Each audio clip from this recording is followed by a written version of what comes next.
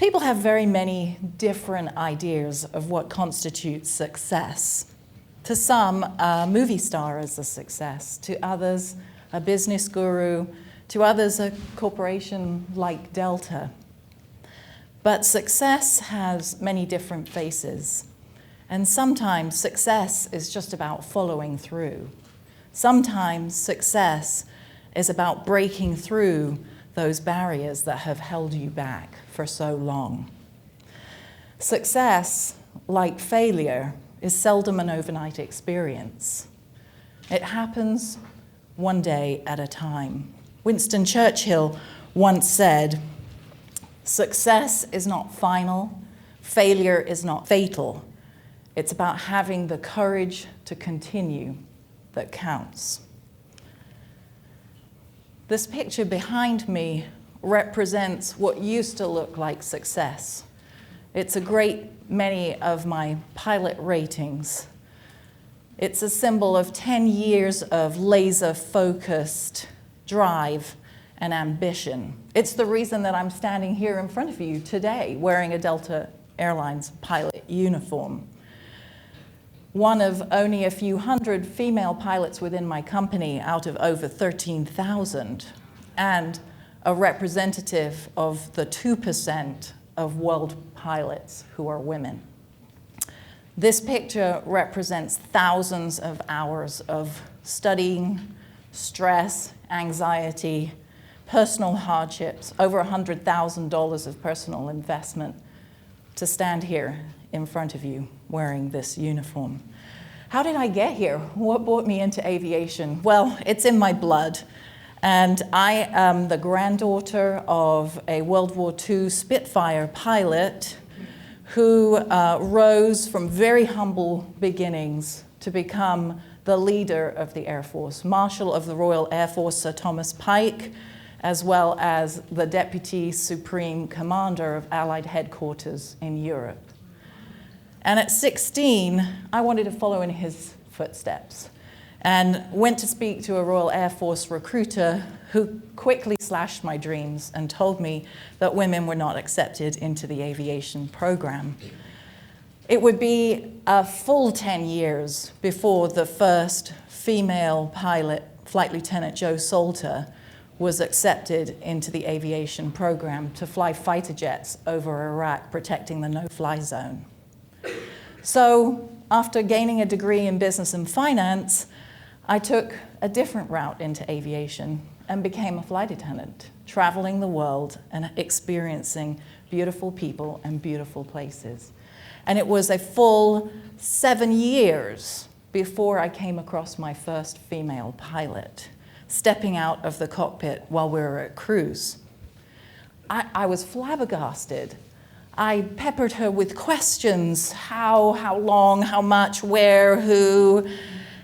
She was polite, but she was curt, possibly because I was standing in the way of her using the restroom. But nonetheless, she didn't stay. She didn't respond. She didn't really answer my questions. And at the end of the flight, she raced off to catch her commuter flight. And still to this day, I wonder how many times that woman pulled the ladder up on other women who were fascinated in learning to fly or fascinated about the careers they could have in aviation. But nonetheless, it was all I needed. It was the gasoline to my smoldering embers, if you would like to say. And it led me on a 10-year frenzy to get the ratings I needed to be standing here in front of you today.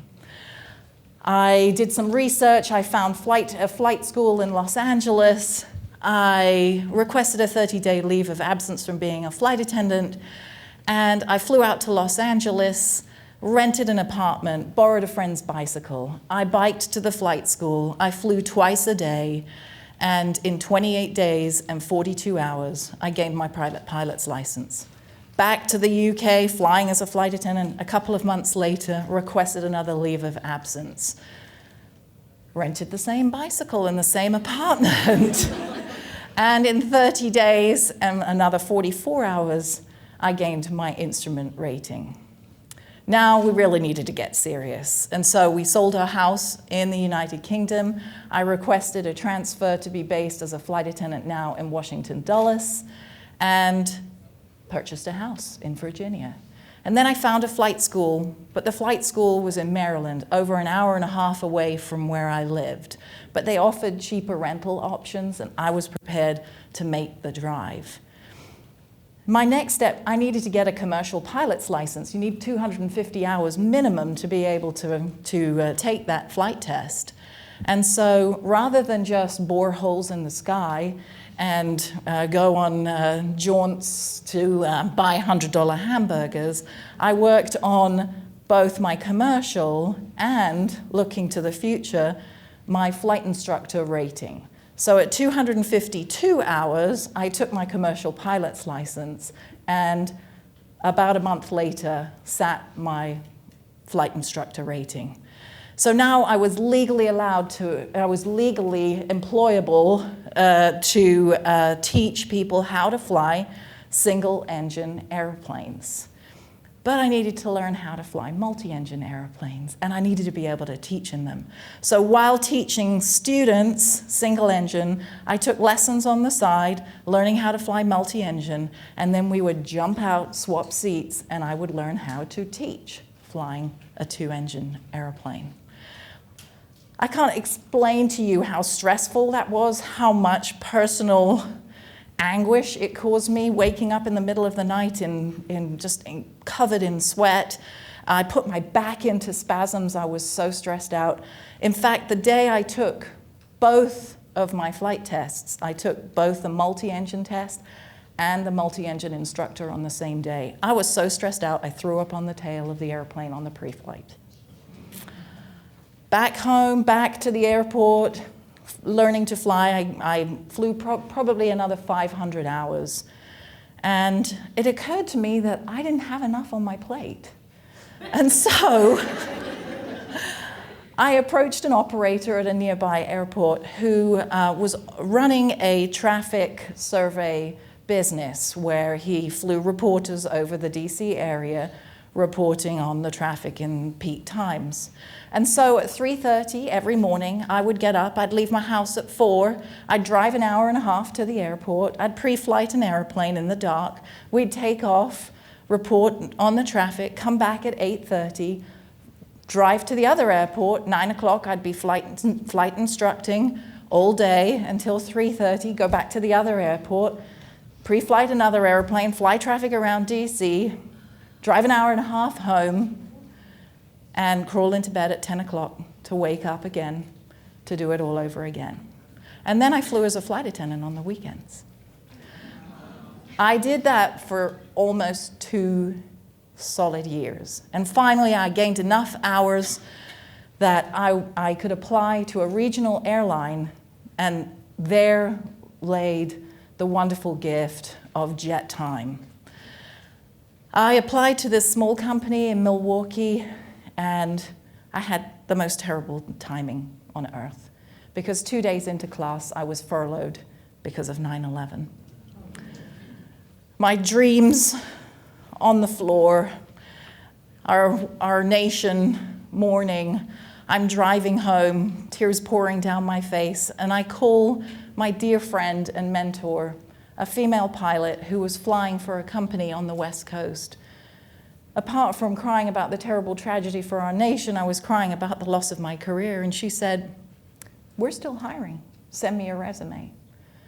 And 2 months later, I received a call from that company and was offered a job. And so within a year, I moved from my turboprop airplane to a jet. And in 2.5 years, I became a captain. And it was during that time that I had my first child.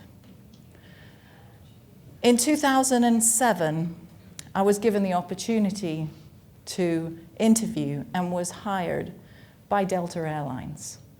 I was 3.5 months pregnant. And 2 months later, I waddled out of an MD-88 simulator, 5.5 months pregnant, only to be sent home to have my baby, because at that time, female pilots could not fly past their 26-week point.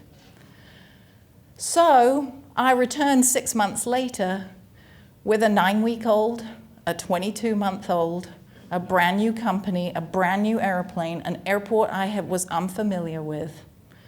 And the pressures that I put on myself, nobody put them on me, they were self-induced pressures, were beyond measure. But somehow I made it through. Somehow days turned into weeks and weeks turned into months. And then the glorious day, 2011, my life finally came full circle. And I was offered a wide-body jet that I could fly across the oceans back to my home country of England. I now was no longer serving in the back, but I was flying up front. My immense pride of reaching this goal after 10 years was really short-lived. It was actually 7 weeks.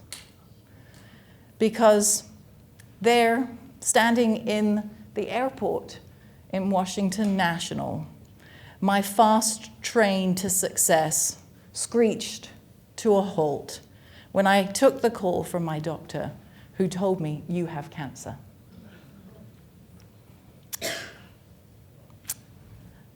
There are many things I learned about cancer. And I do have to tell you that as a pilot, you not only work towards these ratings, but you also have to maintain a medical license. And if you're diagnosed with cancer, that medical license is pulled. And without that medical license, this means nothing. So with one phone call, I received, or I lost, not only my health, but I lost my career. I lost my ability to be able to provide for my family, and I lost hope. But there are many, many things I learned going through treatment, and I would like to share just 3 with you today. The first is that I learned a new definition to success. Sometimes success is about getting up and showing up. I have 2 very, very strong memories of those initial days of treatment. The first was the absolute terror of telling my 5-year-old that Mummy was sick and that I was going to lose my hair, which was down to my back. I chose my time as well as I thought I could. And when I told him, he rolled around on the bed, howling with laughter, whooping and hollering. To him, he couldn't think of anything funnier. Mummy is going to be bald like Uncle Paul. That is awesome. So, life is about the slant you place on it. And to my son, my disease was hilarious. And all of a sudden, it didn't seem so scary anymore. And I knew we were going to be all right.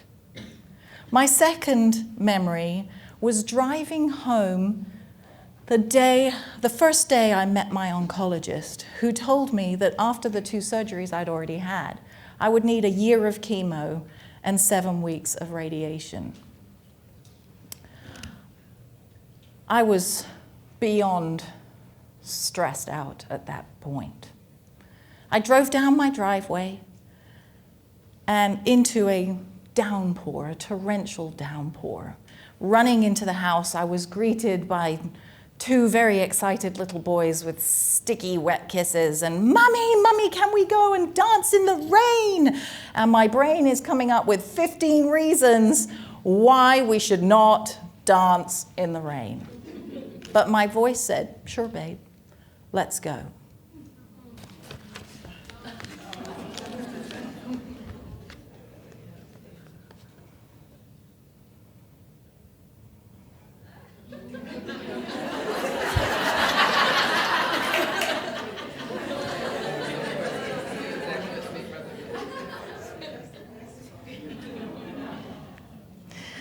As we danced in the rain, tears poured down my face.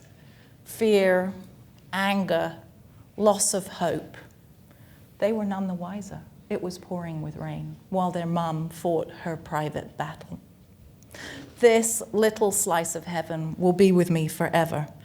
And I was once again reminded of childlike abandon. I had lost that many, many years ago. All so I could rocket myself to a place called success. I had to get up every day. I had to put on a wig. I had to put on makeup. They forced me to get up and show up. Cancer forced me to stop and take one day at a time. But by learning to take one day at a time, I gained so much more. I gained a love of tiny details, the smell of wet soil after a heavy rain, the consistency of marshmallows in your mouth when you toast them over a campfire, the colors in the sky when the sun is setting, and those beautiful contrails, those lines in the skies of the airplanes that I was not flying, taking passengers to destinations that I desperately wanted to go.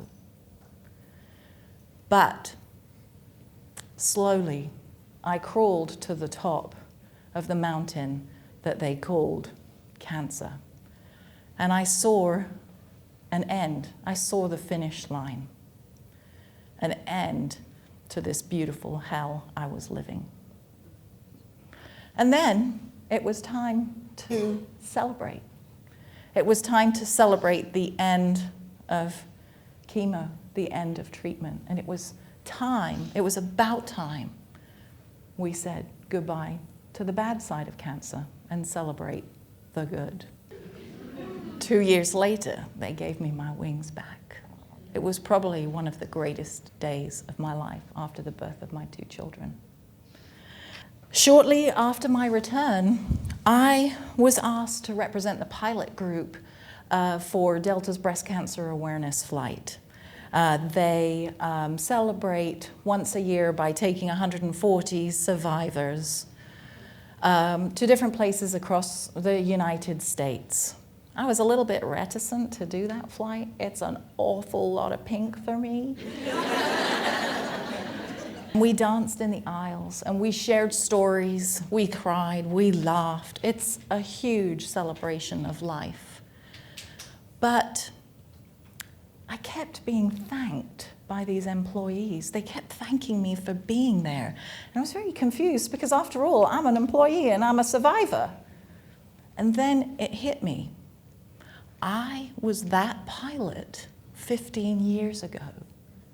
I was their words of encouragement. I was their kind words. I was their hope.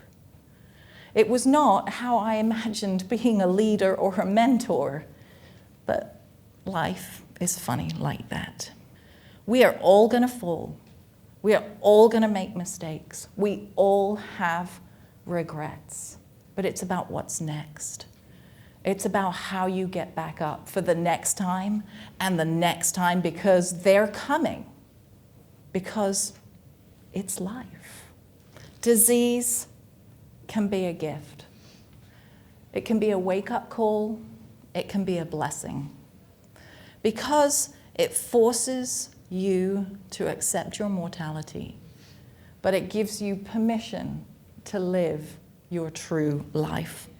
Remember that the talents that you have all been given are only a temporary stewardship. We are all terminal.